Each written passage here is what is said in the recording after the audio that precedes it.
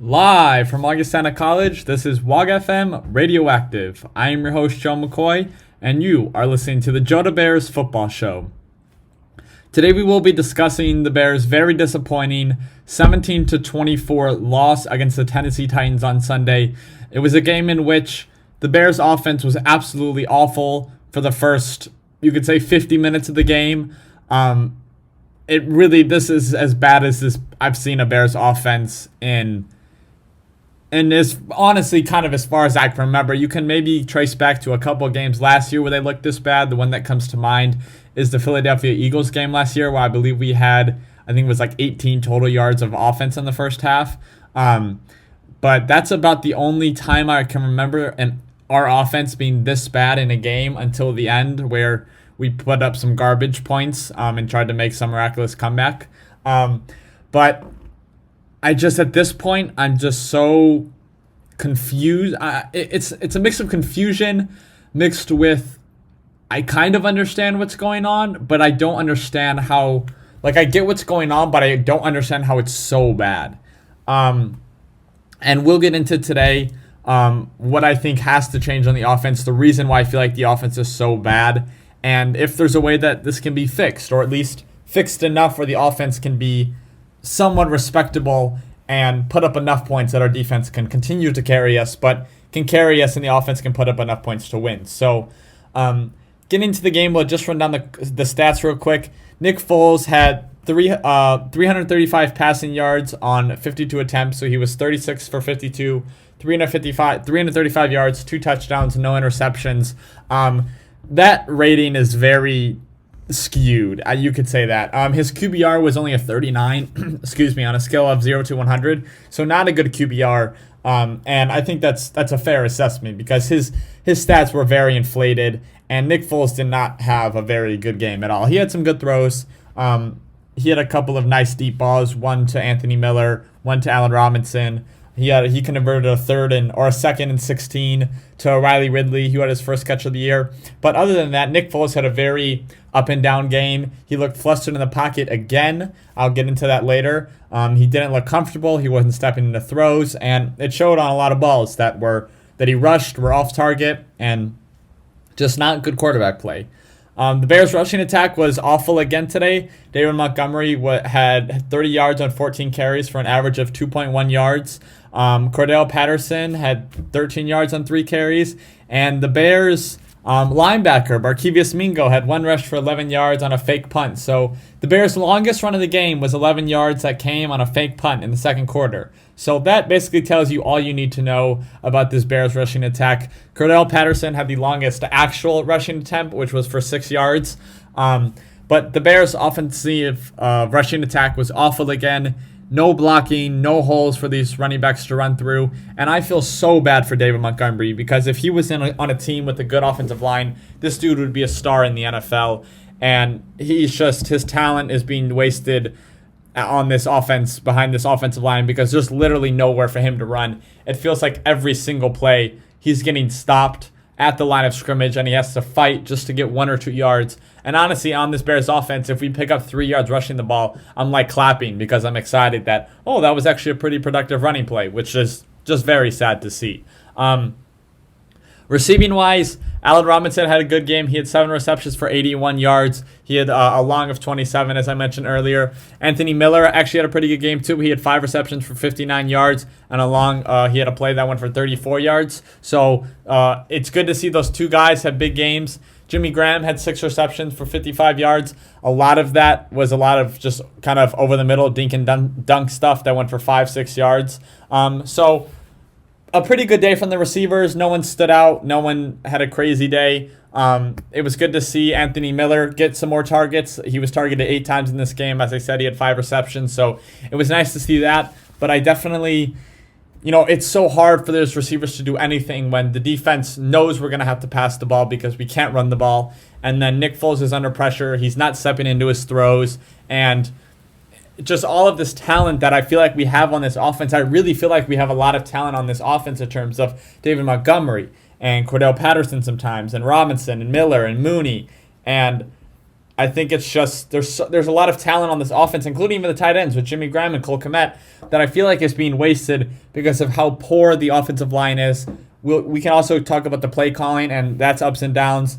But just this offense is not able to run whatsoever because of how bad the offensive line is. So it's really tough to see, and I don't unfortunately see a way that this can really get better this year unless they sign someone like Quinn Spain, who is still out there. I feel like they would have already done that. They haven't. I don't know why. Maybe it's because of cap space. I'm really not sure.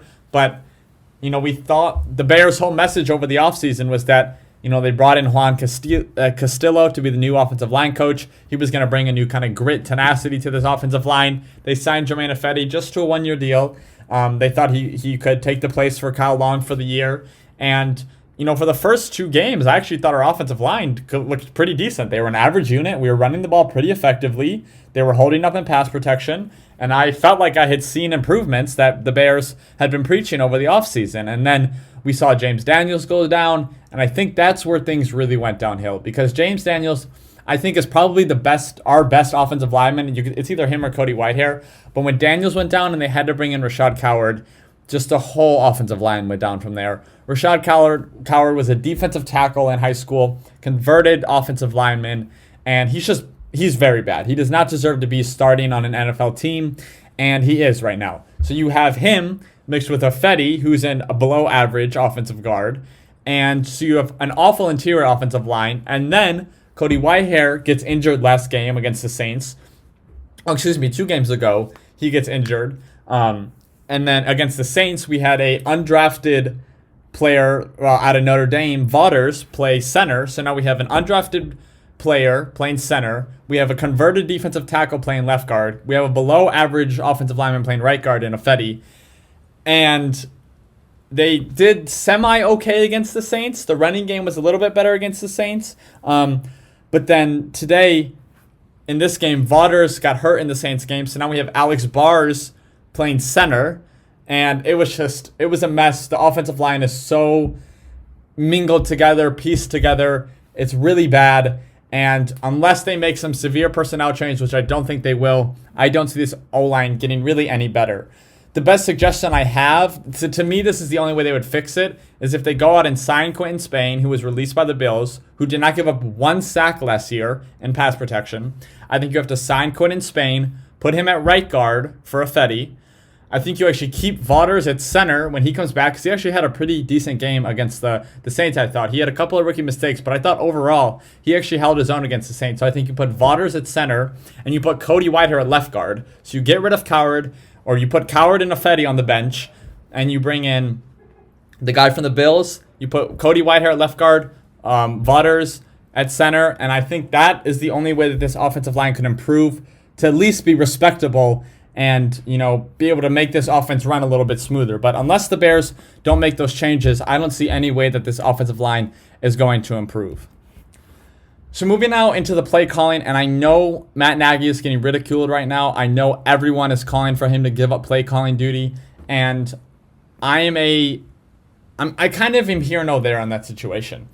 A lot of what I hear about Matt Nagy and his play calling is that it's very vanilla. It's very basic. It's very boring. It's not creative. Defense knows what's coming. They line up and stop it. And to some extent, I agree with that. But to some extent, I don't know what Matt Nagy is supposed to do when football 101, when offensive play calling 101, he's not able to run because of how inept our offensive line is.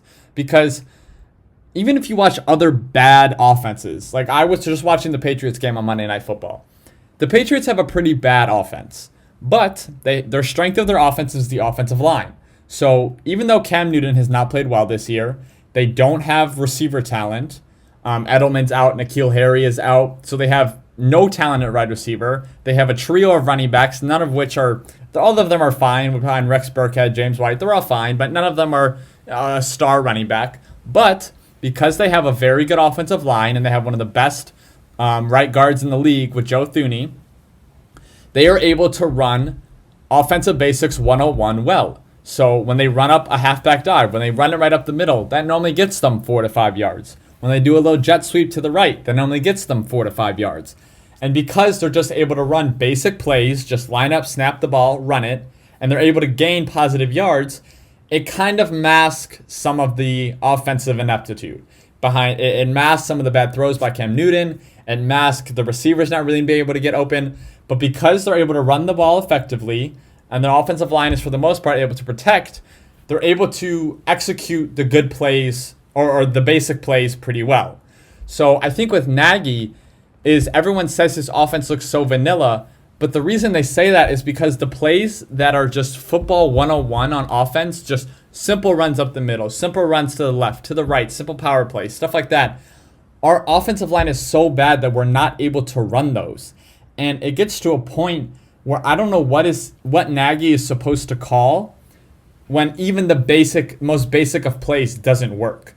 So the basic plays don't work, so then he tries to get creative and maybe do a swing pass or get creative with the formations. But then those plays don't work either, and Nick Foles runs out of time and he's getting sacked and he's under pressure.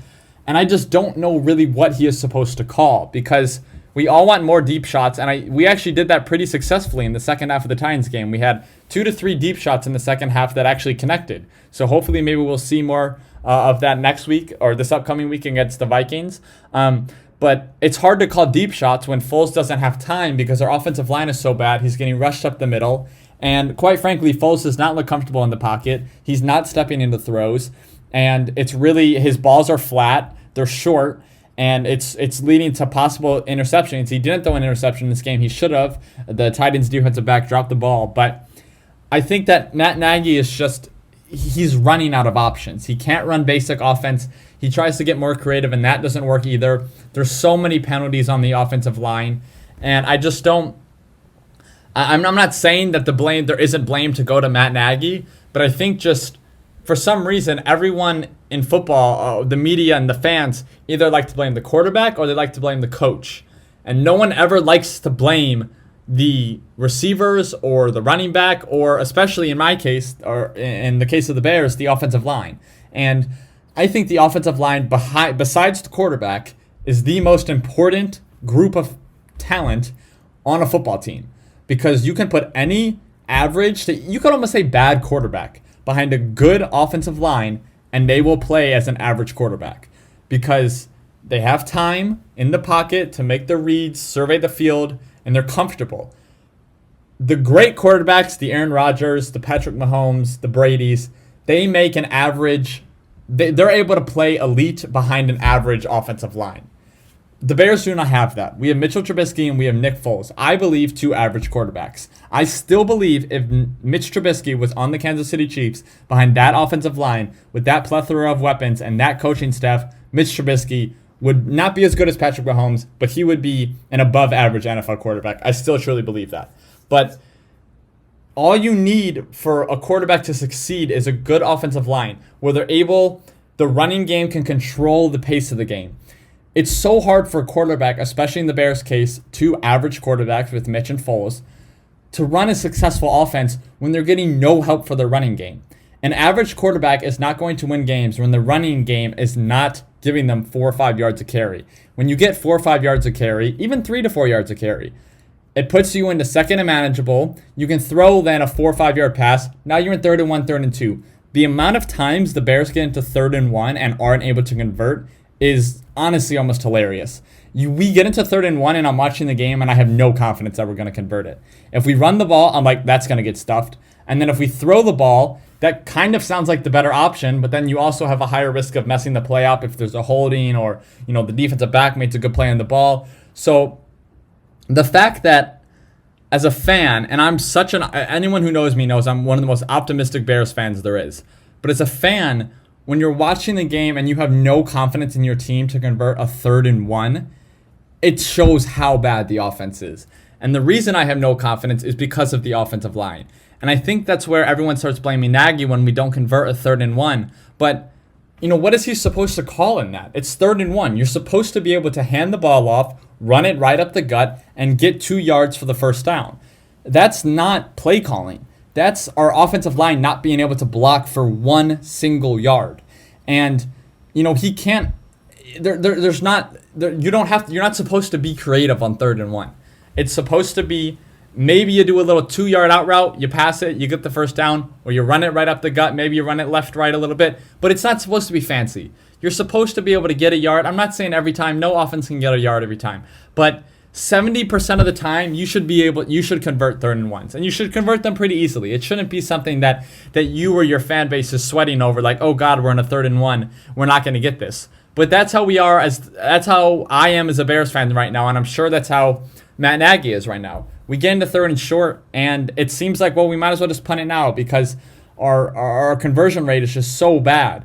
And I'm trying to pull it up here, our 3rd down conversion rate. It doesn't look like they have it here, but it's such a poor way to run an offense because it just stalls drives, and that's what happened in the first drive of the game.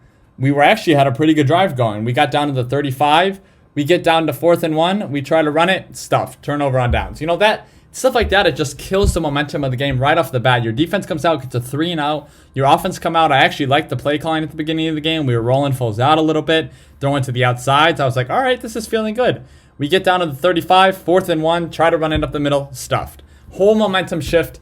Whole game is changed there. You get that, and at least you're now in field goal range. You might just get 3, but it's just a whole momentum shifter, and it just completely takes any confidence out of the offense at that point, because once that happens, the offensive line is like, damn, we did it again. We couldn't convert a 4th and 1.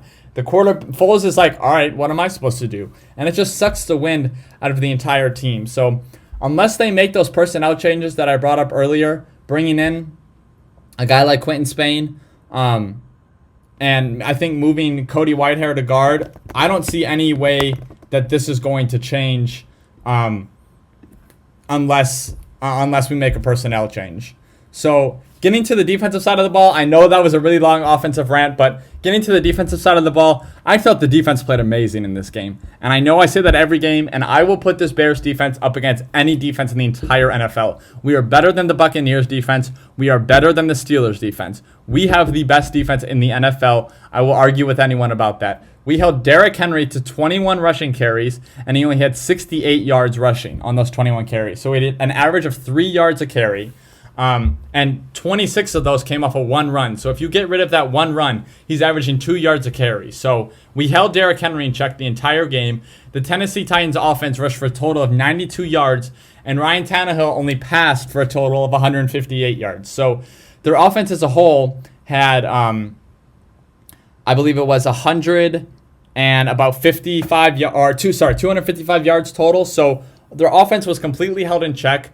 Tannehill had 2 very nice touchdown passes. One of them was just a beautiful pass to A.J. Brown. It was over Buster Screen, who actually had very, very good coverage, but just a perfect play. You got to tip your hat to the offense. It was a good play call, good pass, good catch. It's football. The other team's got to make plays as well, but the only person who had a big game against us was A.J. Brown, as I just mentioned. He had 4 receptions for 101 yards in that touchdown, but other than that, Johnny Smith had 2 receptions for 32 yards, and Anthony Fursker had 3 receptions for 19 yards. So their entire offense was held in check. They had, I believe, 3 and outs to start the game. And, the defense played amazing. We got 3 sacks. Bilal Nichols had a sack.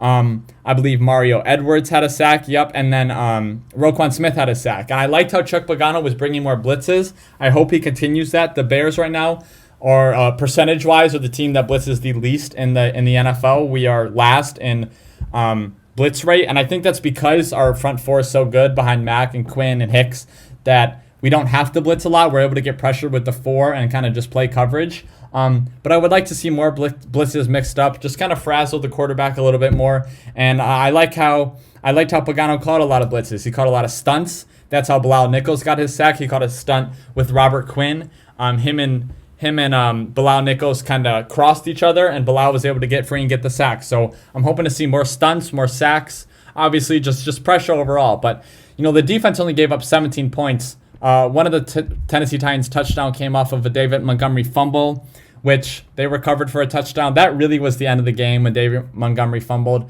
and they took it for a touchdown. At that point, it was 17-3, and the Bears were actually driving. We were at the 30.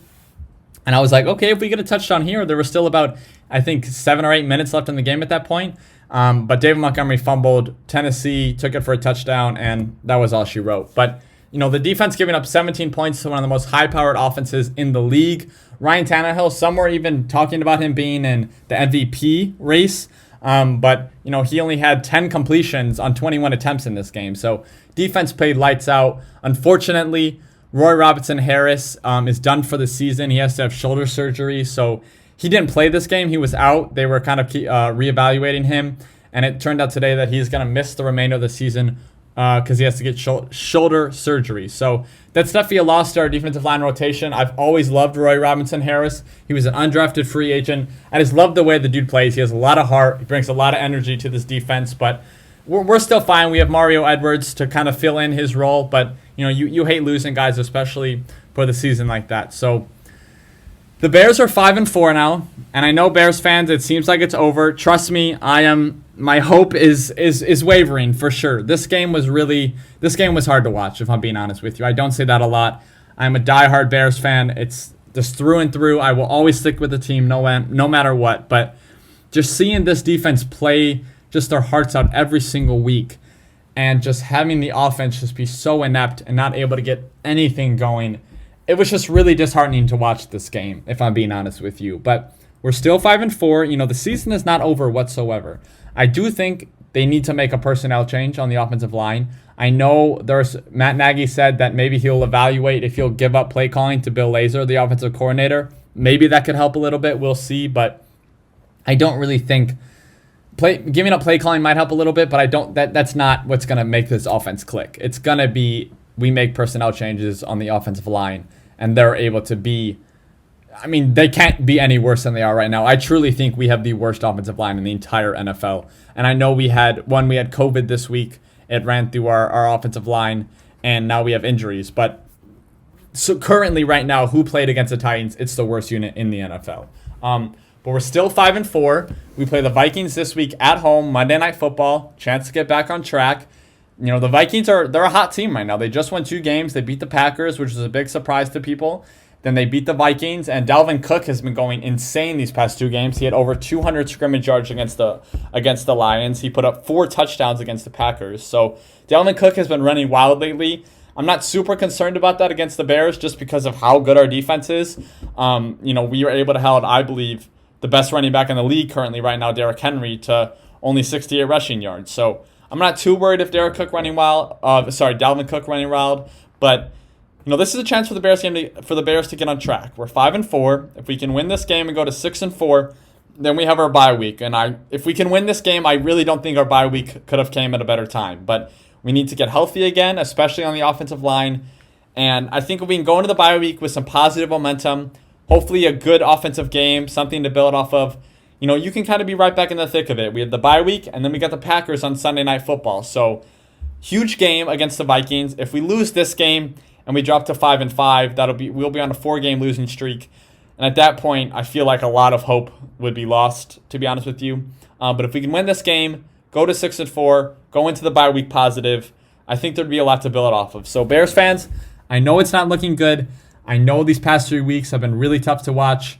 But don't give up hope yet. I will not. I fail to give up hope until we are mathematically out of the playoffs. Obviously, we're not there yet. We're still above 500. We're still very early in the season. There's still 7 games to play. So it's okay, Bears fans. Let's just wait and see. Let's hope they can make some adjustments. Then we can go on Monday Night Football, get a win against the Vikings, and get back on track. So thank you all for listening, and tune in next week. See ya.